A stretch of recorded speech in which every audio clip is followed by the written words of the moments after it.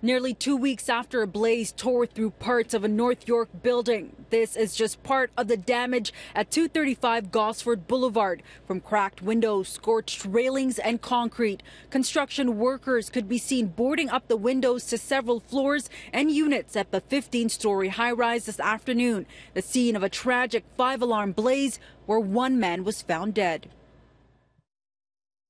Email provided to CityNews by a tenant appears to show the landlord of that Gosford building blaming the fire on the tenant inside of that suite. This despite the fact that officials say the investigation into the cause of the blaze is still underway.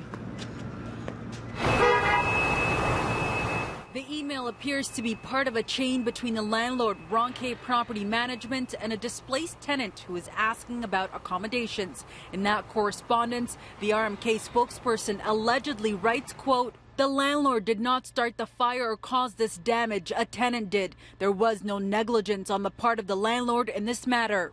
It appears to also state a person in that suite on the 8th floor is responsible for displacing over 400 people and the building being uninhabitable.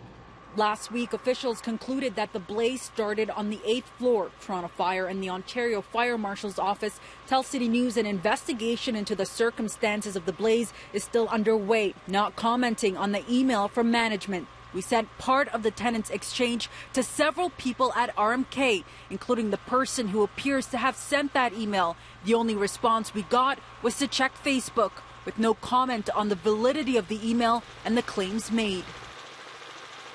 And some of the 400 people who were left displaced as a result of the fire staying right here at the Tate McKenzie Centre on the York University campus. But tonight will be the last night that they'd be able to stay here. Now, we did reach out to RMK to ask about further accommodations. They have not returned our, they have not provided answers to our questions. The city, however, just told us that RMK has advised them that they have secured emergency shelter for some of the displaced tenants. I did get the opportunity to speak with about 2 tenants who've been calling this shelter home. They have yet to tell me whether or not the landlord has reached out to them.